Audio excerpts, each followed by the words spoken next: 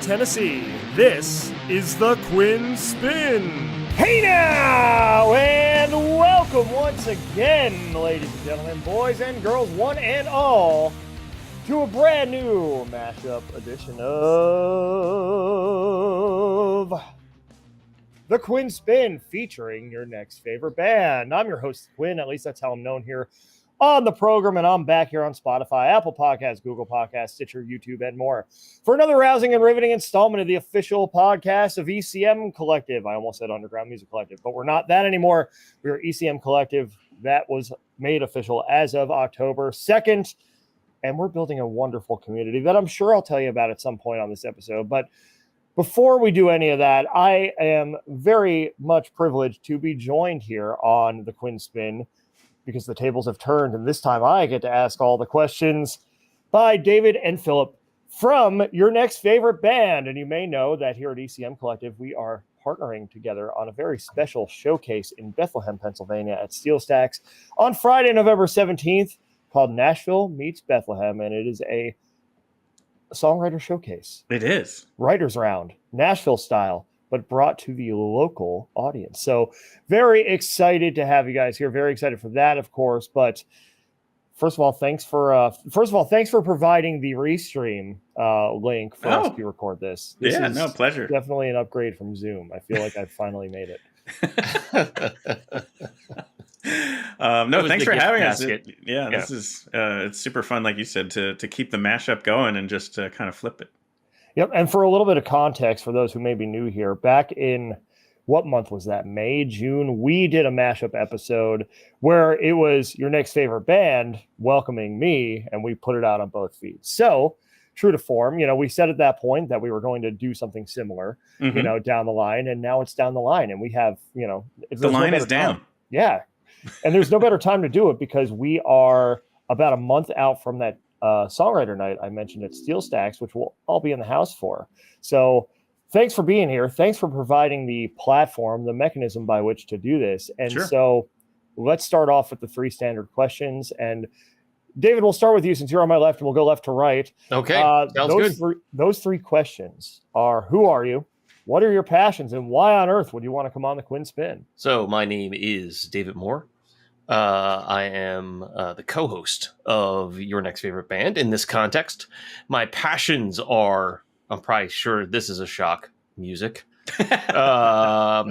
Also, I have a wife and two wonderful sons who are the most important people in the world to me. And then why would I come on this show? Well, because we actually were on the show once before, so I feel like it's something worth doing all over again because mashups are fun. Yeah. It's like the Flintstones meet the Jetsons up in here. I'm aging myself. Get me off this crazy thing. Well, thank you, sir. Welcome aboard. Thank you. And Phil. Who am I? So Philip Reese, in the case of this, founder and host of Stereophilia Studio, which is what we kind of just call the where Your Next Favorite Band is housed. Also, in the regular world, work in the insurance industry. So it's kind of like the giant dichotomy of super, dry. I actually love the industry, but for most people, insurance does not exactly, spark the creative juices. But then on the other side, being involved in music and storytelling and, discovery of bands. And I guess that leads into the passions. I really love excellent things, and I love finding stuff that are lesser known excellence. So whether that's tiny little restaurants in major cities or a delicious beer and wine, or what then in the case of this, music, like stuff that's just awesome that most people should know but don't, and then try and share that. Basically, if you find a good restaurant, if you drink a good wine, share it. And then same thing with music, share that with your friends, share that with other people. And I just think that's a very, very fun thing to do. So that's part of the passions for sure. David makes an excellent point. Obviously, this wouldn't be able to get things to go as far as it would be without the support of Christy, my wife, and my kids have been very inspirational as well. But what's funny is they don't always watch. So there's always a part of me that's like, this will be a very cool thing. Like, I wish I had more stories or more windows into who my father was after he passed. So I think this will be just something that's kind of cool that maybe they'll take a peek at it at some point when they want a little bit more. So that's kind of fun for me to think about the legacy of that. And then why would I come on the show? Why not? I mean, like, it's such a great pillar of the music industry. And it is something that proves success of something that spawns in the Lehigh Valley and then goes on for great things. So for me, I met you through other people saying, hey, do you know Gerard Longo? Because he did this once upon a time, and now look at what he's doing in Nashville. So we met each other through Music Fest, and then now have been chatting for, over a year and a half, I guess, just about music and ideas and collaboration. And now it's all coming to, like you said, coming to fruition for that. So no, I've been super looking forward to this opportunity because I got a lot of inspiration from you and from what you've been able to do. Why, thank you. That warms my heart to hear. I appreciate that. And likewise, I mean, seeing the way that you're doing it, definitely inspires me to up my game in certain respects, like Restream versus using Zoom for things like this. So we'll be doing that very soon Cool. here at the Quinn Spinn. But so, and yeah, I mean, it's all coming together, in the sense of collaboration, the sense of building community, between our two home bases, right? I'm here in Nashville most of the year. You're up there in our old stomping grounds of Bethlehem, of the Lehigh Valley. And correct. we get to bring those things together at Steel Stacks in November, and we'll get to that. But before we do, I want to take it back to the beginning of your next favorite band and how this all started and the journey.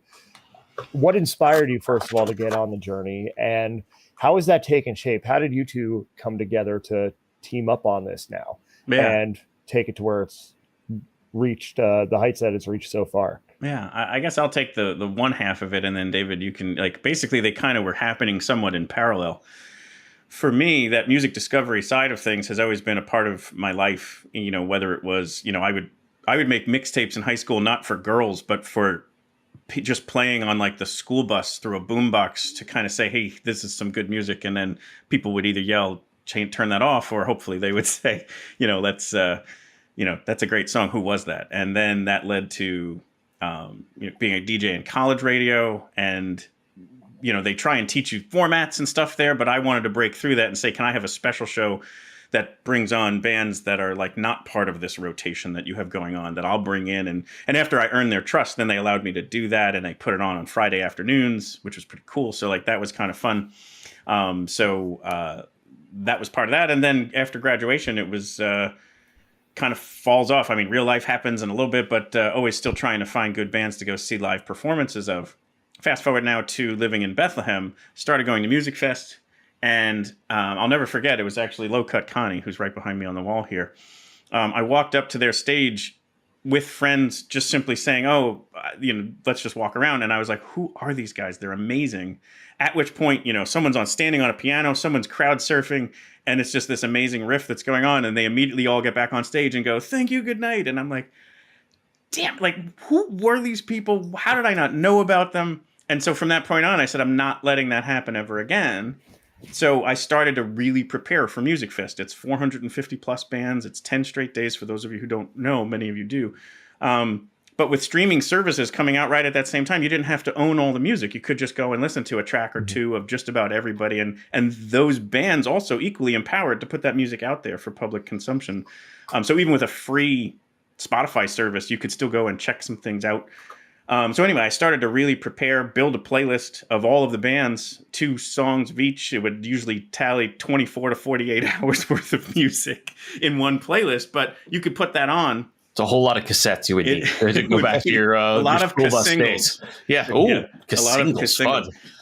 But started to just then jot down, like, after, just putting it on around the house or playing, working, driving, commuting to work, you just start to jot down which ones were catching your ear.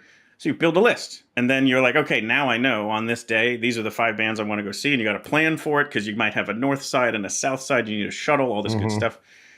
And some of my friends were like, why are we running to this other stage? We're having a good time here. And it's like, no, you're going to like this. And again, hopefully they would trust me. We would go. And then that turned into, they did like it. And then so more and more people would want to come for that part of it, of saying, all right, we're going to go down with Phil because he knows which bands to go do. I now just need to show up and drink beer and eat food and go, follow this kind of curated list. Mm-hmm. That then turned into other people asking for it. Total strangers would hear about it because of a friend or whatever would text me and say, hey, I hear you have a list of bands. Can I have it? And I'm like, sure. One of those people ended up being George Wacker, who has a business, Lehigh Valley with Love. Yep. Mm-hmm. And coming out of the pandemic, there was such a high energy for getting back to Music Fest, getting back to outdoor festival enjoyment. And it seemed like it was going to be safe. So it was this euphoria that was going on. So people like him were taking it up a notch. So he was going to do a live stream, and he's like, "Can you want to come down, share your list, just talk about how you curate it and all that kind of stuff?" And I was like, "Sure." So that went well. He then asked to use it each day of the festival. I said, "Sure." And then we started meeting bands who super appreciated like the free publicity and the fact that we were touting them as being a must-see band for the day. So then that led into, kind of saying, "Hey, would you come on the show?" And then eventually it was like a monthly content that happened where I helped curate and set up the band, prep the questions and whatnot. And then we were doing like a monthly episode where there was going to be, music content on Lehigh Valley with Love. Mm-hmm. After about 8 months, it was like, he just said to me, he's like, "You could probably do this off on your own." And I was kind of looking to do more than just one a month. So just kind of formed Your Next Favorite Band. Mm-hmm. It was May of 22. So it's been about a year and a half.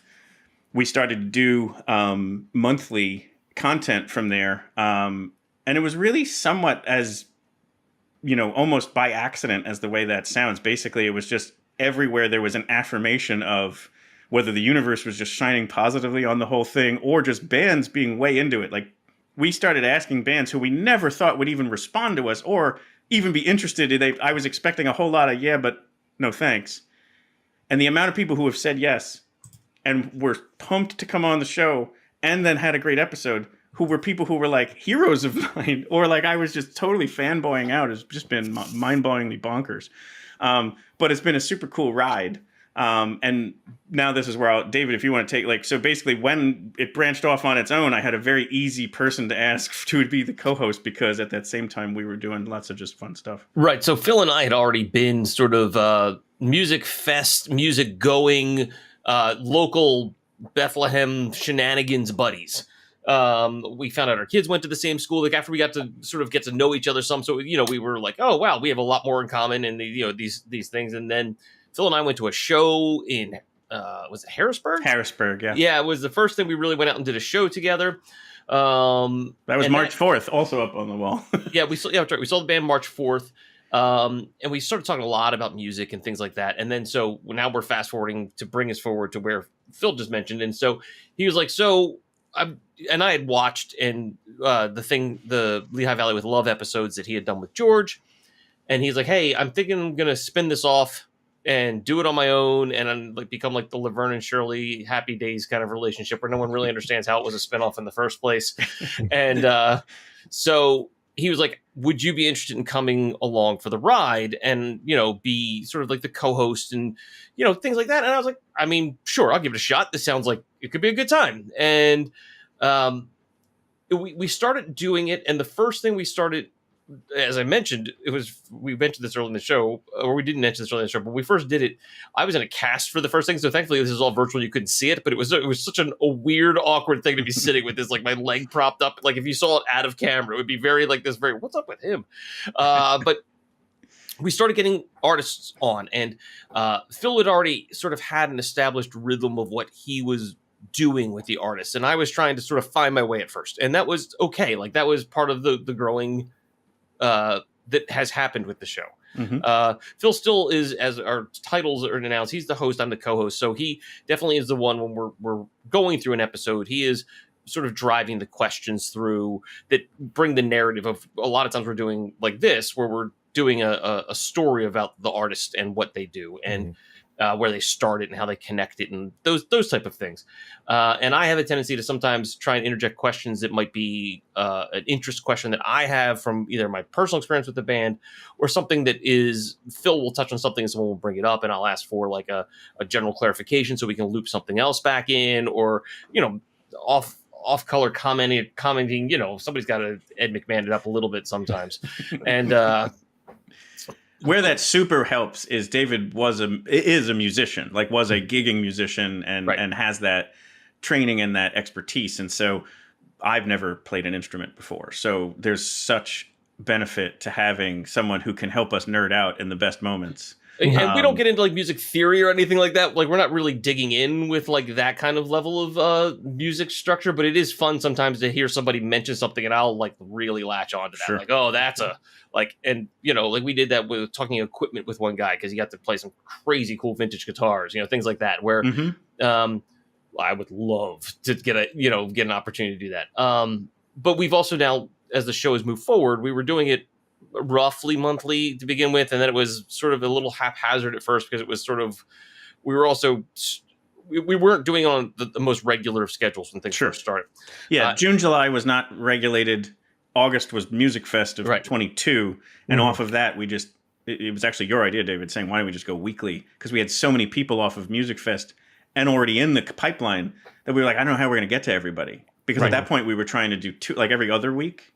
And he's like, let's just go weekly. And I was like, all right, let's give it a shot. Maybe we'll run out and have to go back to bi-monthly and whatnot. But we have done weekly since September of last year, and it's been awesome. Yeah, I feel like once people get wind of what you're doing, it doesn't take that long to get to that point because people want to be featured. People want to tell their stories. People hear a friend or somebody, and they're just like, "Ooh, now do me, now do me, now do me." Yeah, and we struggle with that because we're not looking to be exclusive. We're not looking to say that we have some sort of special sauce, but we are trying to basically create a trust with our listener to say, this could be your next favorite band. It's not something that's going to be, at least in our opinion or our understanding, mediocre. Like, and I'm not trying to downplay anything.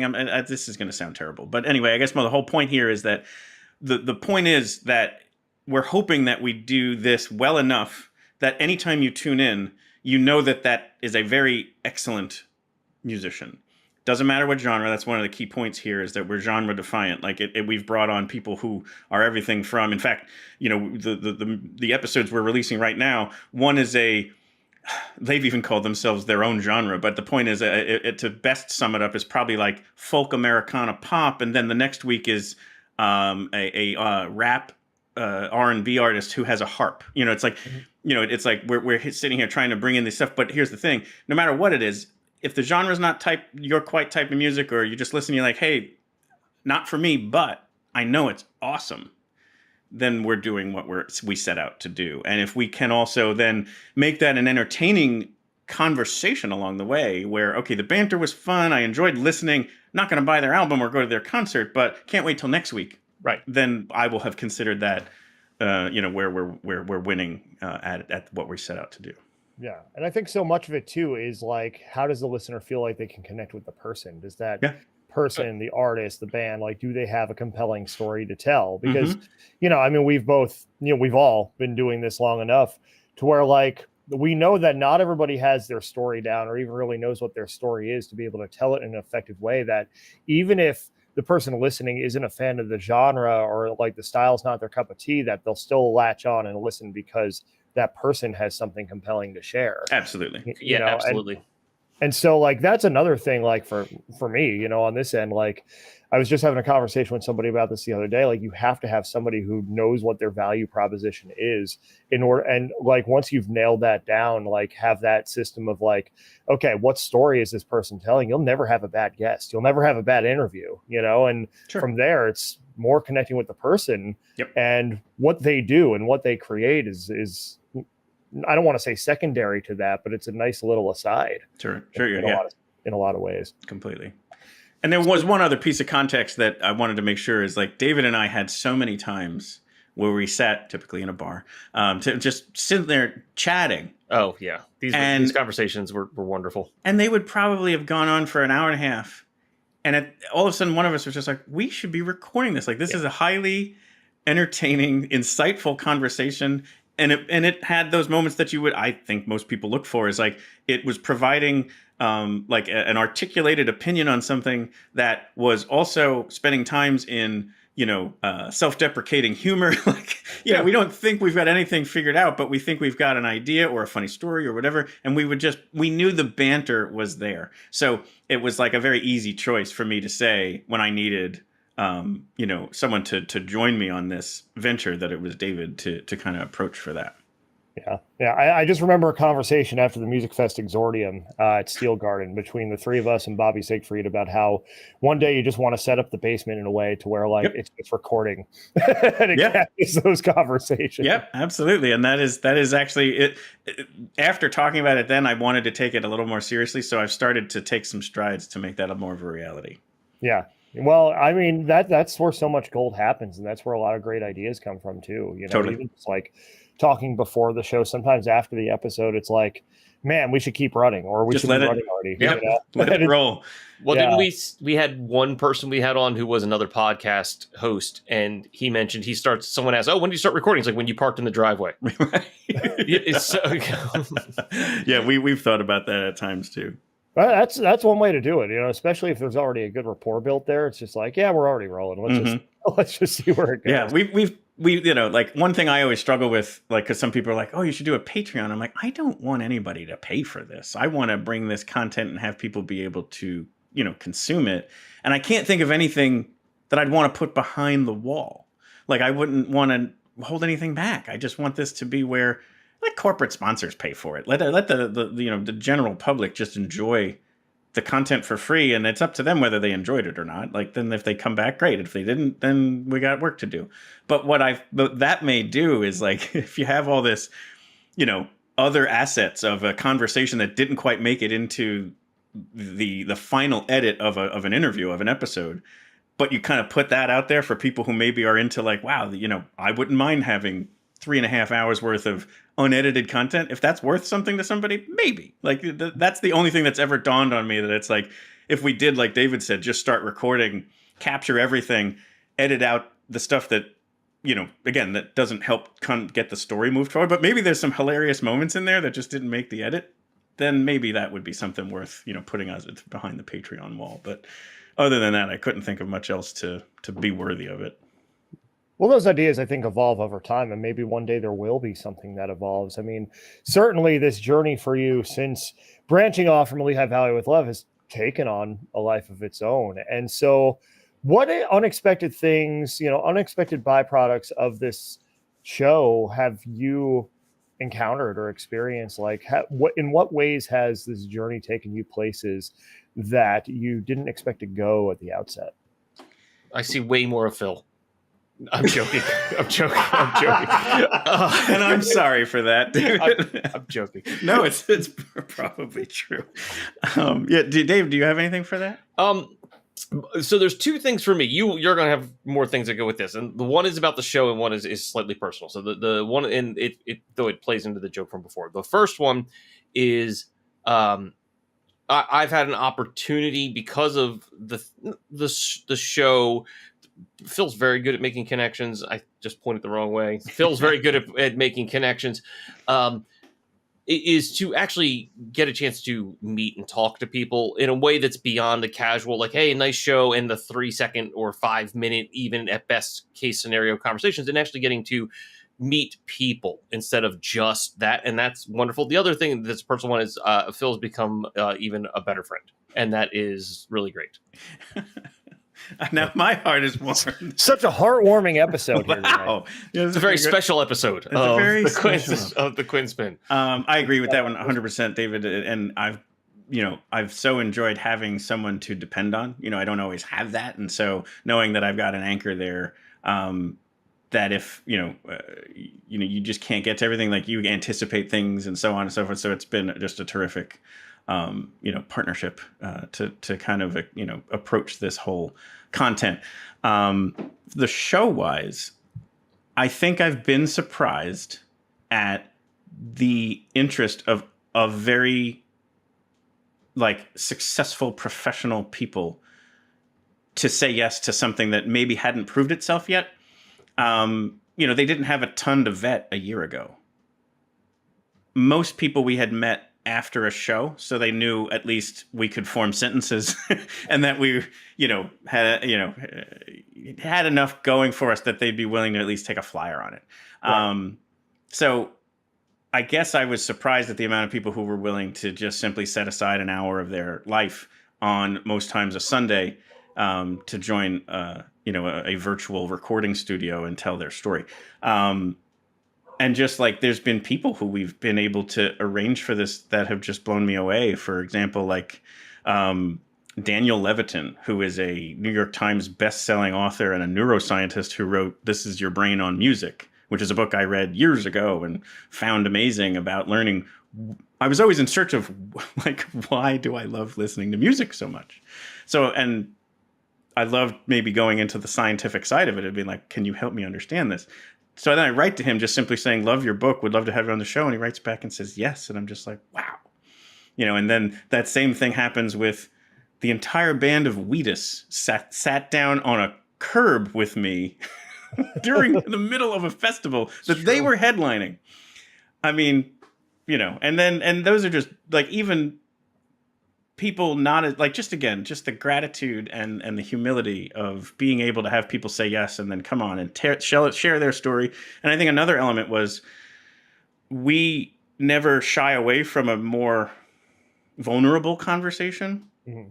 I find those to be some of the most important ones because I've seen it in my own life and in my own experiences in my journey of how alone someone could feel, or how important it is to get a topic out there. So we've had people talk about failure. We've had people talk about racism in the music industry. We've had people talk about, depression and anxiety and, all these different things, suicidal ideation, just different stuff that it's just like they either wrote an article about it and it was out there to be found, but not like on their band website. It was just something they authored and you find it. We always check with them beforehand when it's something sensitive like that. We always say before we go live or before we're recording, hey, found this. Don't have to talk about it if you don't want to. But if you are okay with it, I'll bring it up in the flow of the conversation. No one has ever said no yet, and always have said, thank you so much for giving me a platform for that, because most people don't want to talk about that. Right. And so that I think was a surprise, but like, it's one of those things where it's like, I find those moments so rewarding and fulfilling. And that probably sounds too self-serving. It's more like I'm more just so excited that person has this another venue to get that conversation out there. And again, if any one other person hears it and maybe feels a little bit less alone, it's like, wow, like that is some very cool stuff that maybe we didn't exactly set out to do, but I think has been a very, very humbling but very cool part of some of the episodes we have out there. Right. It's that rippling effect, because like everything starts from this idea, right? Like wherever it starts, whatever the idea is. And then what grows from there is really a byproduct of what you put into it, the connections you make, and your own willingness to put yourself out there. As we, as podcast hosts, as we, as interviewers, whatever you want to call it, like put ourselves out there and use our opportunity to share our piece of the world with people and be vulnerable. It's going to invite other people in to do the same. There's a certain comfort that I think, especially for artists who are, always putting themselves out there, always bearing their souls. And sometimes the industry, is a cruel mistress and rejects it right back at them. Yeah. To give them that platform that, maybe they've had to fight to get, or maybe they've had to fight past their own fear or their own resistance. Yeah. In your episode, we talked about cancer survivor. I mean, like there's stuff like that where it's like, it's not about the music industry. It doesn't have to be. It has to be about these human stories. Just happens to be a musician that we focus on. Right. And so, I love our ability to kind of have you give that story and again, the challenges that it is. I mean, like you're a teenager struggling with mortality in ways that most teenagers don't. And I just thought it was the great story to share because, again, who knows who else out there is battling that. Yeah, well, thank you. And thanks for giving me that platform as well, because it's something that I never shied away from, like if people ask, I tell them, but like, it's only a thing in the past, like couple of years where I've really started leaning into it. I think because as I get older, I realize like, whoa, That was Yeah. actually, because I think it didn't fully hit me when I was a teenager. No, yeah, you wouldn't have a total context there to compare it to. Yeah, like, after surgery, it's like, okay, let's get me to physical therapy. Let's get me back on the football On the football field. field, yeah, exactly. It years, I just passed 20 years cancer free in April. And like that number 20, it's like, whoa, okay, I was 16 when it happened. Like, the second chance has lasted longer than the first. Like, you never know what's going to happen, So you really have to appreciate every day and, give people space to, to share the same with you. And that's, I think, across the board for all of us, like what our platforms individually, as well as collectively have done.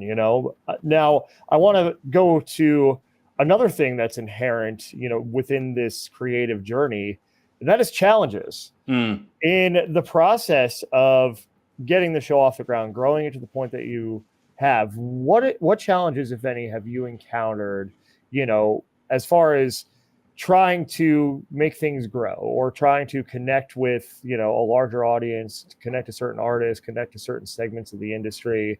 Or what challenges have you had to maybe overcome personally in the process? Well, I think time frame is a big part of it, because it definitely, takes it. If you're going to do it well, which, that's what we want to be able to do, is it's going to take time for that, managing contact, for scheduling, research for what topics and questions to bring up, working on some of the different, songs to feature. So bringing them down and uploading them so that you can share those at different points in the episode, editing afterwards, all that good stuff. So that time commitment is a challenge. I would say it's obviously, the luck that we have is it is a hobby for us. So we don't need it to be like lack of clicks, lack of whatever, and not having enough to maybe even go and ask for a sponsor. If this was going to be a business, it would be scary as heck, and you'd have to make different decisions as a result. Yeah, absolutely. But for us, we're able to say we're just having some fun. We're using it in our off time. So whether it's nights or weekends, like that's when we focus on the content. And if that costs us momentum here, clicks there, whatever, we're going to be fine with it. Like for now, we're really just looking at putting out the best episode each Tuesday night to live stream to YouTube, Twitch, Facebook, and Twitter. Take that audio with hopefully as minimal editing as possible and put it up as a podcast episode on Thursday morning, and then do it again the following week. And so for now, that is going to hopefully build momentum. And algorithms be damned, we're not going to be a slave to them. We're just going to simply move on and move forward with the content and take what that brings us. But we have that blessing. Like, we don't have to worry about it in this way or that way. And there's definitely times where I'm just sitting there going, well, why would this one get way more than that one? Or I'm trying to figure it out. And I ultimately just go like that and say, whatever, I'm just moving on to next week. But again, if it had to generate revenue, if it had to generate some sort of a plan around it, I would just sit there and be probably, very flummoxed at a minimum and wondering more about the whys. But right now we can just worry about who's next week's guest and how do we prep the best show for that interview. So that's nice there. David, I figure you have something as far as the challenges. Yeah, the scheduling is not just getting the bands, but making it work with our own personal lives. Right. Even if it is a hobby, we're dedicating, quite a bit of time to try and make this happen. And I have other hobbies, and we have aforementioned family and all that kind of stuff. Right. That these are things that all have to be sort of balanced out. That's been a challenge. Elton John does not return any of our emails yet. So that one's been a challenge. We're working on that one. I don't know how many episodes I've brought it up in, but we're one of these times. It's my favorite running joke. But the point that Phil made is right now this has a fun factor attached to it. There's the challenge of looking at it beyond that scope and wanting to not get the pie in the sky too high right now, because there's a lot of that would be great if, and that if it's only 2 letters sort of can do a lot of heavy lifting. True. And so I think being mindful of that has been actually a challenge. And there's been maybe some slight frustrations that have rolled up, not because of that, but because of maybe challenging difficulties and things like that, where maybe I'm not available and Phil has an opportunity and I want to go, but I can't do it. And all these kind of things where it's not a problem per se, but challenges, I think is a good word for that kind of thing. Yeah, absolutely. We've had some artists that we've wanted to do things with that we've been unable to because of schedules.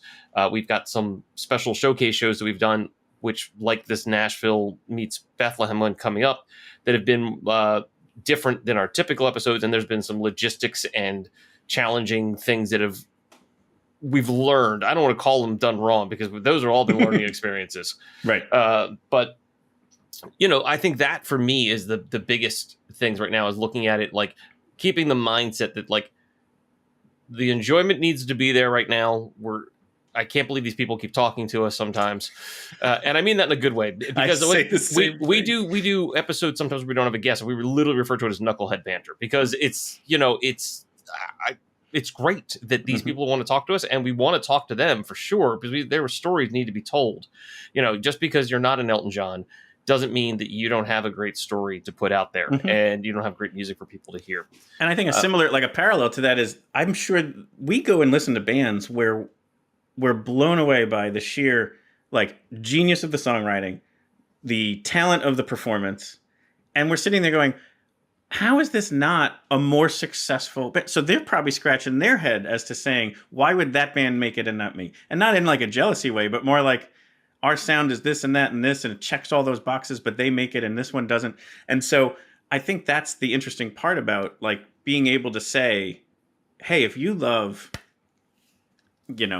Kings of Leon, there's no reason why you don't love Mo Loda and the Humble. Like, they have such a similar sound.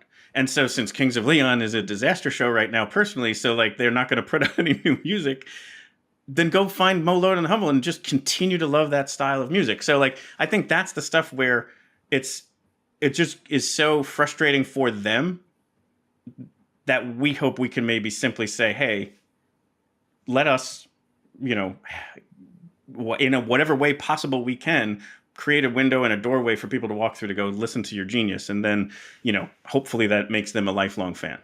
Well, that's the thing is like it takes a village, and it takes, building that community, building that rapport, with different people in different networks, different media outlets, and even across industries who can help you grow your platform, and vice versa. You can help them grow theirs. It really comes down to building that community over time as an independent artist, as an independent creative in general.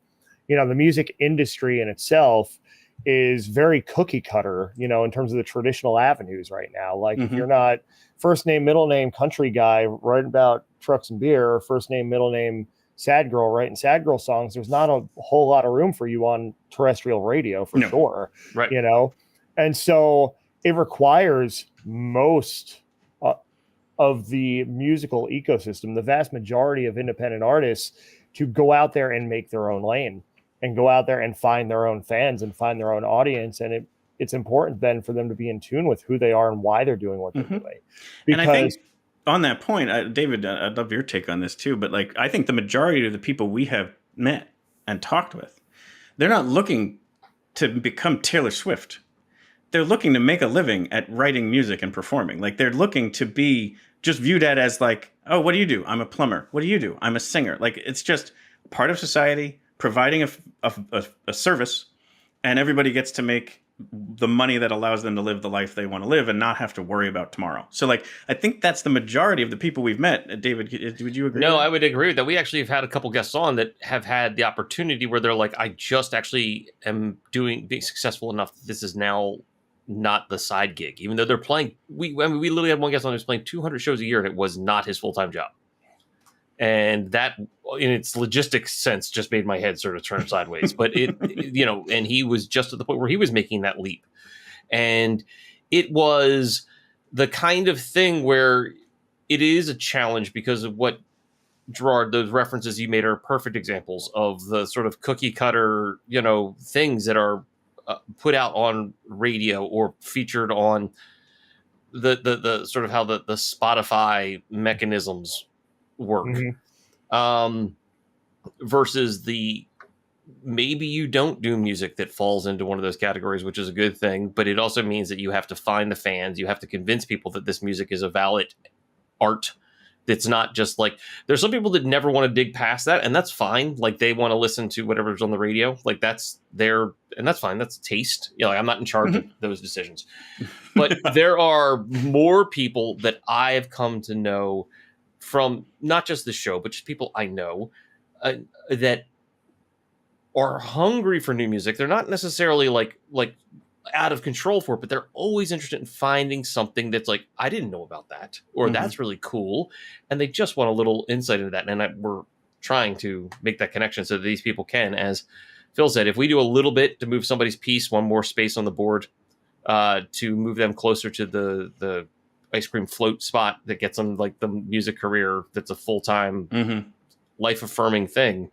Fantastic. Yeah.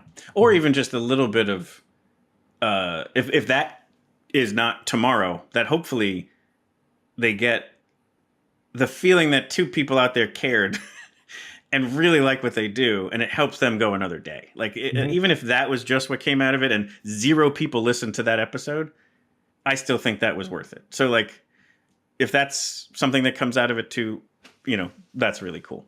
Yeah. Yeah, I agree, and that's the thing is, like, when you have that support, it does tend to light the dark hours, right? Totally. Like, because we all on the creative journey, especially once you do or are trying to take it full time, like, it's going to be a very bumpy ride. And there's no way around that for the vast majority of us. Don't listen to all these gurus who tell you it's easy. It's not. It is a slog. And you need those people in your corner. You need that support system who, like, when things are looking rough and you're questioning yourself, like, you look at the impact that you're having. If you're a musician, you look at the impact that your songs have had. You look at the progress you've made from point A to point B and now on to point C. Like, those people, those stories, those connections that you make are the things that keep us going, and just like, you need opportunities and you need to build a network to find better opportunities and build better relationships professionally. You just need people in your corner. You just need a community around you who's going to rally around you when times get tough and who are going to consistently show up for you because they care about you over any one sound, over any one trend, and that's, I think, what a lot of this creates. And yeah, I think the other great point there in that last exchange is people are hungry for new music, but I think people are also hungry for connection, especially post-COVID.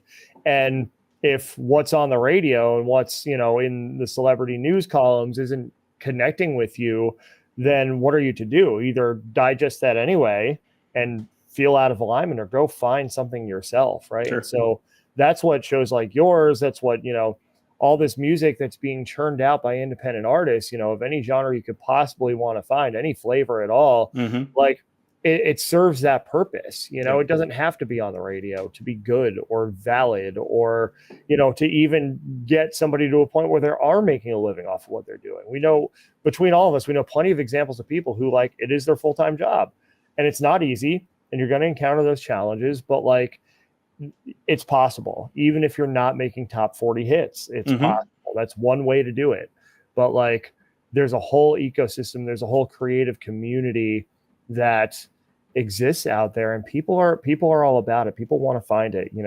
You've just got to give them the means to. And so I offer kudos to you guys for giving them, not only giving the musicians the platform, but also giving people a chance, a mechanism by which to discover something that could very well become their next favorite band.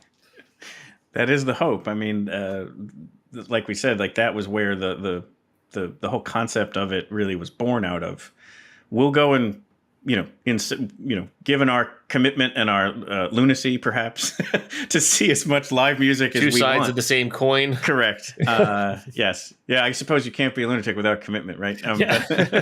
We're extremely passionate about something. But yeah, it will, let us do that work and then, curate who to pay attention to and, enjoy the show. Now, again, we also don't ever take a moment to say, like, who the heck are we anyway? So maybe you'll hate all of our ideas and don't subscribe. Like, we're sorry in advance. But if you do like what we're doing, and we do maybe find, here and there a good band to pay attention to, then keep checking it out. That's basically going to, that fills my cup. Well, and I'll just give a simple example of that. I have a friend of mine who lives out in Michigan. I was texting with him over a completely different thing, and I made mention of a band that we had on that Phil spoke with during the live stream. He's like, "Oh yeah, I bought their music because of that." And it was just like that amazing, that simple. Yeah, like it was like, "Oh yeah, you guys, that was great. I bought it," and it was like that. Okay, like goal achieved. Yes, right. Like yes, that is terrific to hear. But he just said it so matter of fact. Like it wasn't even like I listen to this stuff all the time to find out. And he's like, yeah. He's like, so I just bought it.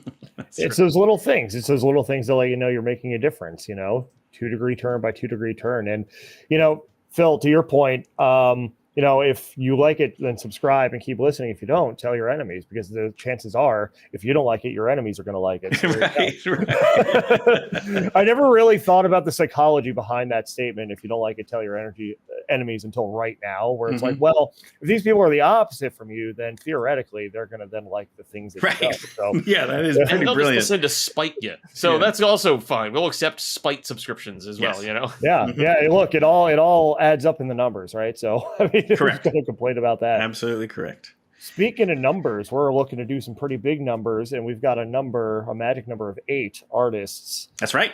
On Nashville Meets Bethlehem at Steel Stacks, Friday, November 17th, 8 p.m. start time. $20 in advance at steelstacks.org, or of course at the door. And yes, thank you for pulling up that beautiful graphic. You see the lineup there. This is an all local or locally tied lineup. Bronte Fall, based in Nashville, but went to Lehigh University. The rest of the acts are from the Lehigh Valley, the Philly area. And what we're doing is we're doing a Nashville-style writers round, teaming up between ECM Collective / the Quinn Spinn and your next favorite band. And so Beautiful Distortion, Billy Bauer, and Chris Lorenzetti joining on violin, Bobby Siegfried of Chasing Daylight, Bronte Fall, who I mentioned, Carly Commando of Slingshot Dakota, Chelsea Mitchell of Dirty Dollhouse, Roy and the Secret People, and members of Tioga joining us. And so we've got this incredible lineup that I know we're all hoping is the first of many. Mm-hmm. But to be able to bring our forces together and to bring our communities together, both in a musical sense and just in terms of what we're building, I have to say, for me, is so cool and so full circle, because as most people probably out there know, we started this in Bethlehem, PA, as Lehigh Valley Underground, then went to Underground Music Collective, and now we're ECM. So, it was a natural, a natural inclination to team up, with you, Phillip, and with you, David, on eventually putting some programming together like this. And so thank you guys for being a part of this, and of course, making some key lineup contributions, to see this thing through, but from your perspective, I want to know, the process of this and how you feel it's come together and your own excitement about the show. I mean, I love it. So we want to feature like the songwriter, the person that is the songwriter. So like, this is a great way to make that happen. And like you talked about a little bit before, creating that community. So in some cases, these are people who all know each other. And in other cases, they've never been on the stage together because their music styles might be so different, or they're just not ever had the opportunity. So it's kind of that, once again, a dual kind of hope here is to help them feel like they're doing amazing work by being asked to be a part of this. By then also maybe meeting others who they might do future collaborations with, or just simply form a network with, and then bring in the audience to say, these are 8 people you should be paying more attention to. And oh, guess what? They're right in your backyard.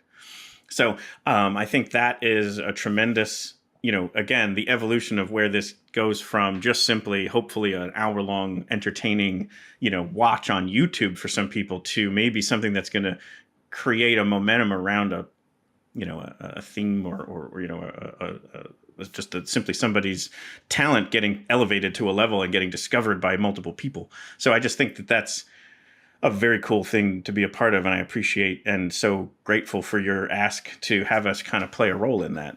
I just think it fits really well together. Of course. And when we first started talking about this, I think it's an important point to hit, is like, we didn't want to pull all of the artists from the same clique. From the same circles, rather. I shouldn't have used the word click, but like, for example, like Steel Sax open mic. I probably could have filled this whole thing with artists just from that, and it would have been a great night.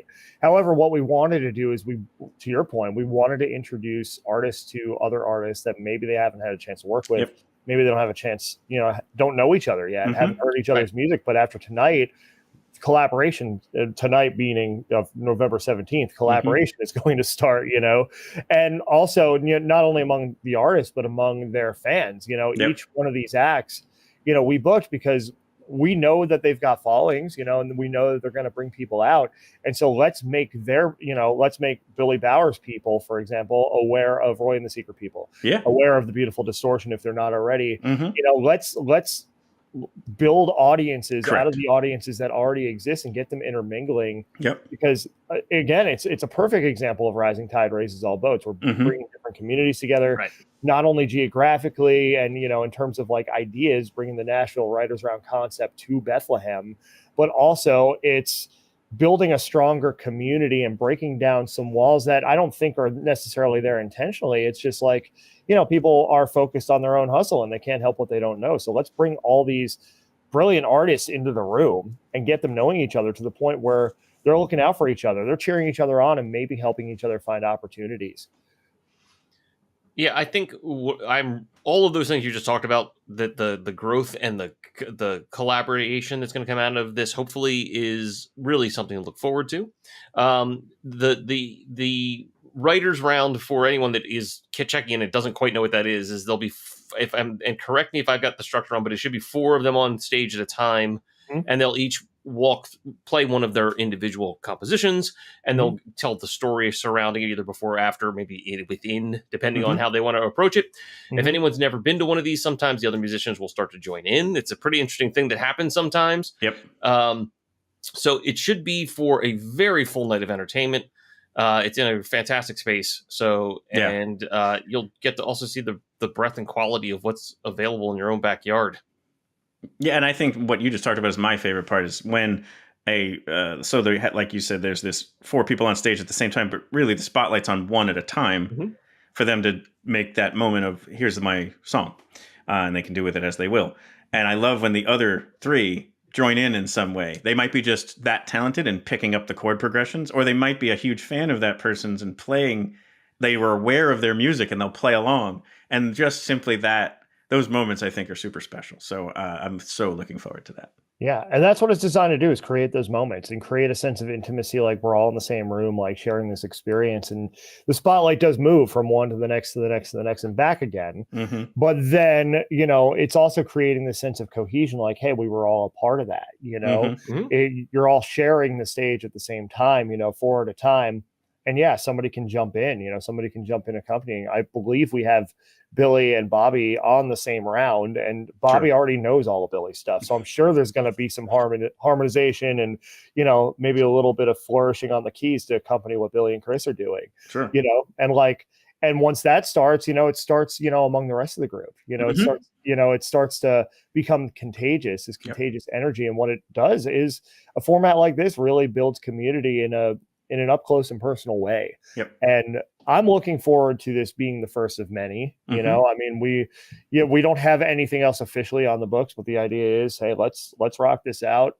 Let's do more there up in Bethlehem. Let's replicate this model elsewhere, in other cities, And as we build ECM, I think that'll become, I don't want to say easier, because as we know, the road's never easy, but I think more opportunities will show themselves to us to be able to do that. But it all starts here. And I think I can speak for all of us when I say, if you're watching or listening to this, like, we hope that you come out and we hope that you support it. It's going to be a great night. You're going to hear a lot of things that you don't yet know, in addition to the artists that you may already know. Maybe you're just coming into this completely new to any of these artists, but you're going to leave with something you enjoy. And the lineup that is curated in a way that supports that too, I think. So if you like music, this is the place for you in Eastern Pennsylvania on Friday, November 17th. And, I can't think of anything cooler happening that weekend. I don't know about you guys. I completely agree. It's the definition of cool. It's basically Fonzie. Yeah. Yep. And November 17th will indeed be a happy day. I almost said the embodiment of Fonzie, but I suppose it's the the disembodiment of Fonzie, which then got a little creepy. Yeah, because that's only a step away from disembowelment. Right. Right. And Henry Winkler's still alive too. Right. So I mean, like that's also like Got to be careful there. Yeah. Yeah. Anyway, apologies in advance to Henry Winkler, good friend of the show. So let's shift back to your next favorite band, and obviously, we have this show coming up at Steel Stacks that we're co-presenting. You guys keep turning out episodes. What lies on the horizon, as 2023, almost forgot what year it was, as 2023 comes to a close and we turn focus already to the new year. We're already in the fourth quarter of 23. Mm-hmm. What do you see up ahead? So one thing that this may not be abundantly clear, and it doesn't need to be, but I'll share it as a window into how we kind of structured. We cut the year into 3, call them seasons, January through April, May through August, and then September through December. And so what you'll notice is on a podcast, we change the season when it moves in. So we just moved into season 5. And also the backgrounds change. So like there's some subtle things there. You don't have to care. I care, but no one needs to care. But with that, the last, like the end of each 4-month season was always had a special kind of either episode or theme, if you will. So December makes total sense. What we do is our Winter Wonder Jam. And what that is kind of a reflection back on the year because it's towards the end of the year. And so we look back at maybe some of our favorite moments. We invite anyone who's been on the show in that calendar year to contribute a song.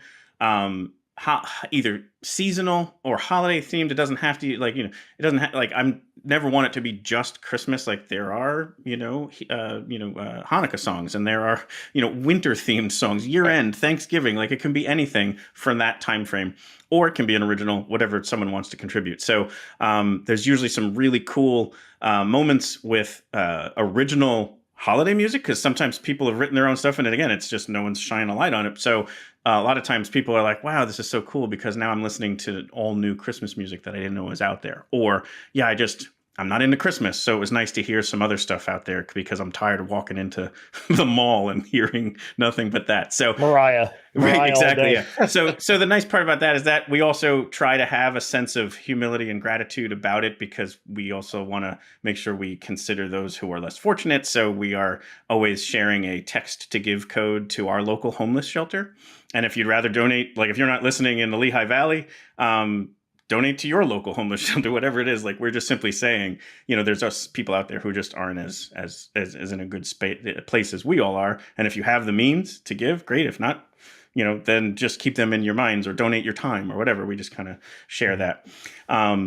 April, we did for the first time ever this year, April 2023 was the first time we had we talked earlier about passions. Another thing that I'm passionate about is the environment. So I was always scratching my head in, as those of you who do know, the Lehigh Valley is like the land of the fest. So it's music fest, arts, fest. There's a bacon fest. What else is there? Blueberry fest, yeah. Apple Days fest, yeah, Celtic, Oktoberfest. Oktoberfest. Yeah, I'm sure they borrowed that one, but every there's a fill in the blank fest. I feel like every weekend. So, but yet never anything for Earth Day or the environment or whatever. And so the whole be the change you want to see in the world, I was like, all right, fine, then I'll do it. So we created the No Planet B Jamboree. No fest in there. We don't use the word fest. But anyway, so this year I was, talked with David, wanted to get his take on that. And it was going to take, like he said, those episodes take a whole lot more prep and involvement. So we did it though. Like I thought it was a fun day where we had about 90 minutes of interviews with organizations like reverb.org that work with festivals and bands who are going to go on a national tour and make it carbon, neutral, with many different ways to make that happen. And we brought on an international organization called Music Declares Emergency that just simply is the music industry trying to do their part to point a light at, what's going on in the world. Musicians who have songs about, caring for the earth and what's going on and stuff came on, shared that stuff. And then we kind of had a lineup. We had, 2 people who were live in person. We had one who was live pre-recorded for just exclusively for us. That it was like the buffer between.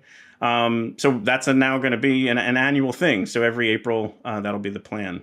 And then August in that middle season is always obviously Music Fest. That is what it is. But like, we put on a 10-day festival. We apparently we pulled that off. Yeah, with our own bare head. That's right. But with that, I mean, Gerard, like we do a daily live stream every day where we talk about our picks of the plots, and we bring on some people to do interviews throughout that. We do the Exordium, which is like the preview show the Tuesday before it even kicks off. David and I just released the Best of the Fest, where we shared, what did we share? 31 different bands on that. I think one? it's something 31, 32. And Yeah. I mean, it's 2 hours of us discussing that. And it never slows down to try and get that many bands in.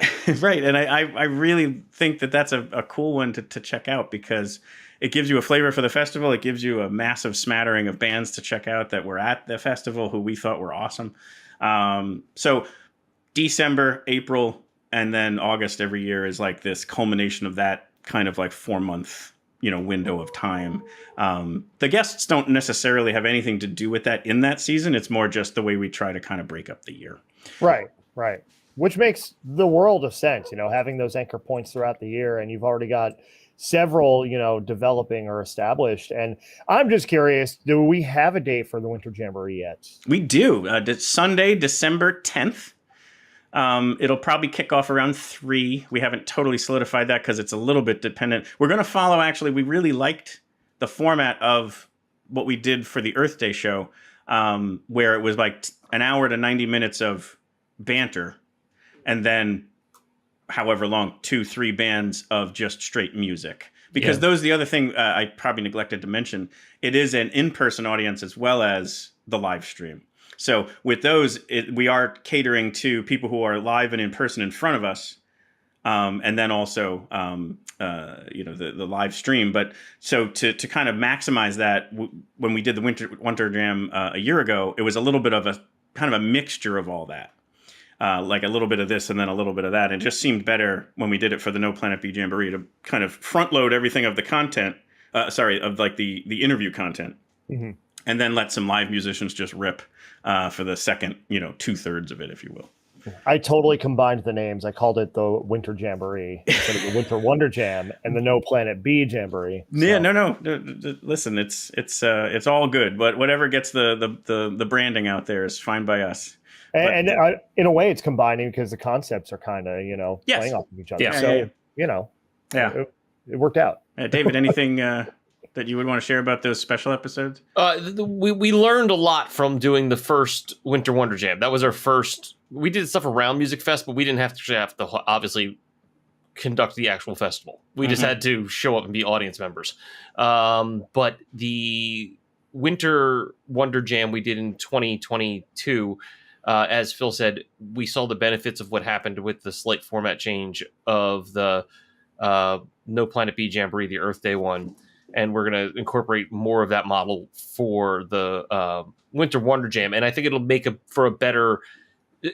Online, it'll be a good experience, but I think the in-room experience will definitely be improved by that as well. And I think we're going to benefit from that. And that's the learning process. Mm-hmm. Yeah. And it is hosted at Godfrey Daniels, the Winter Wonder Jam. So with that, if you're local or want to check it out, we'll start doing our drip campaign on who's a part of it. We're starting to get some commitments for people who will send us things, and then some people who are going to be there to play live. Not yet ready to announce anything, but it's shaping up to be a pretty special day. So save the date, Sunday, December 10th. Let's just call it 3 p.m. At Godfrey Daniels or on the live stream. We'll be providing it to you both. And it's the kind of thing where it's not going to be a ticketed thing. You don't have to be there for the whole thing. If you only had 30 minutes because you're out shopping in Bethlehem, stop in for a little bit, enjoy, leave. Just kind of enjoy it there. The only thing we were asking is everybody who shows up, that kind of like suggested donation thing to the New Bethany Ministries is the homeless shelter that we try to support that day, or Godfrey Daniels, one of the two. Like make a donation to one of those two, or both. If you have again, I'm not trying to put anybody on the spot, but if you have the means and you can do it, one thing we've learned from all of these nonprofit organizations is, no donation is too small. So if it's $5, that goes a long way for all of these different people to kind of help, pursue their mission. So that's all we would kind of ask is some kind of a donation to those organizations that are doing great work. And also Godfrey Downers is an amazing support for us throughout our infancy. And so so grateful to them for what they've done. And so that's that one. And then the No Planet B Jamboree looks like it'll be a Sunday. Sundays just work well for this. So it looks like it's going to be April 21st, I think it is the Sunday. And Earth Day is the 22nd on Monday, if I remember those dates right. So that one's kind of already set as well. That one gets hosted in the Sun Inn Courtyard, also in Bethlehem, as long as it's not going to rain on us, which obviously April has that ability. So we'll always have like a backup plan, a plan B for the No Planet B Jamboree, if you will. So we'll have something where we could figure that out. But hopefully the Courtyard treats us well. We had perfect weather this last year, which couldn't have been, more ideal for our inaugural event. I'll actually be in town both of those dates. Awesome. I'll still be up there from the November show. I'm just staying through the holidays, so I'll be there for the Winter Wonder Jam. And then that weekend in April, that Friday, is my niece's confirmation, and I'm her sponsor / Very cool. godfather. So, which is kind of funny, considering, certain things. But, either way, I'm happy to be there for the kid. I almost went down a rabbit hole I don't want to go down. We'll save that for another the basement recording podcast where we can just let the basement tape roll. Yeah. But yeah, I'll be there for both of those, so I'm excited. That's cool. Yeah. Well, thank you guys for coming on and hosting all at once here on the Quinn Spinn, presented by your next favorite band.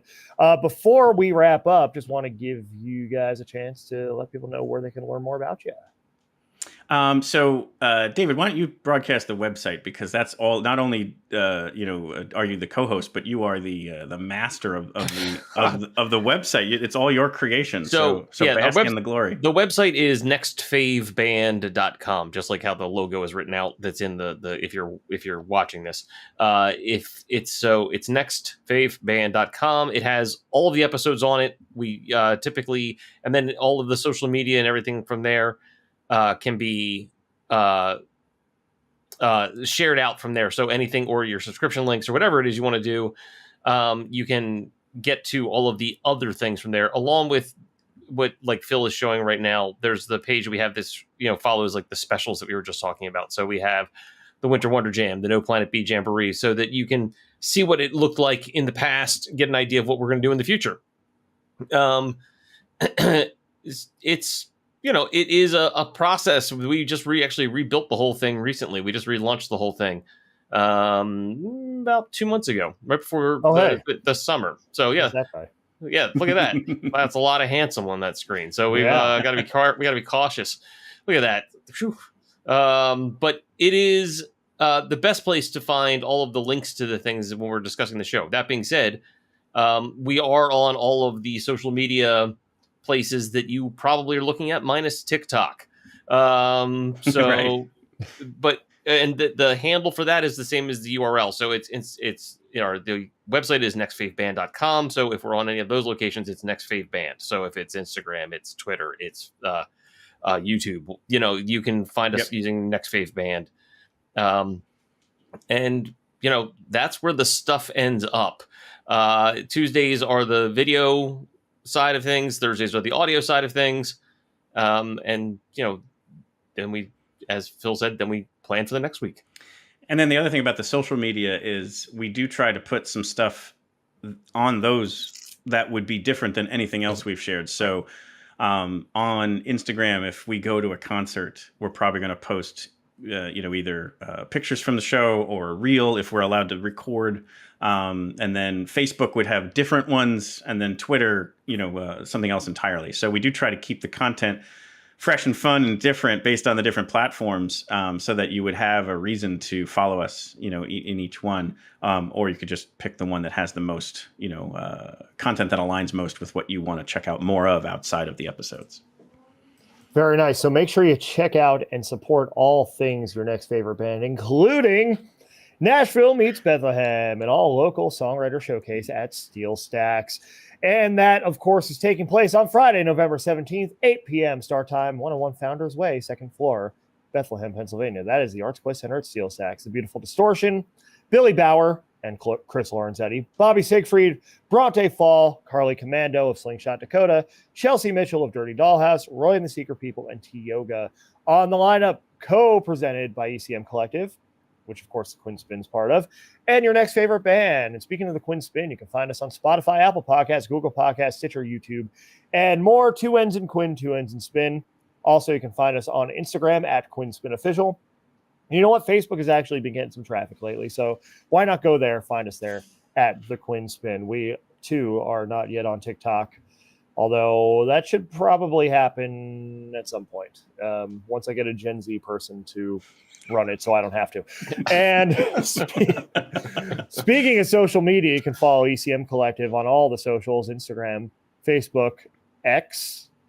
X still trips me up. LinkedIn. Yeah, I don't like that either. Yeah, me neither. YouTube. Also, ECMcollective.com. Join us. We have a lot of great stuff happening. We have virtual coffee chats. We have educational opportunities for our community. And you get to be featured, as a member, out to the world through our platform if you're a member. So go to ECMcollective.com and sign up now. And if you're interested in all those things, plus the occasional fitness thirst trap, follow me on Instagram at Gerard Longo 12. Revel 9's all I've become. About to take us out just like it brought us in. Grab some muffins on your way out.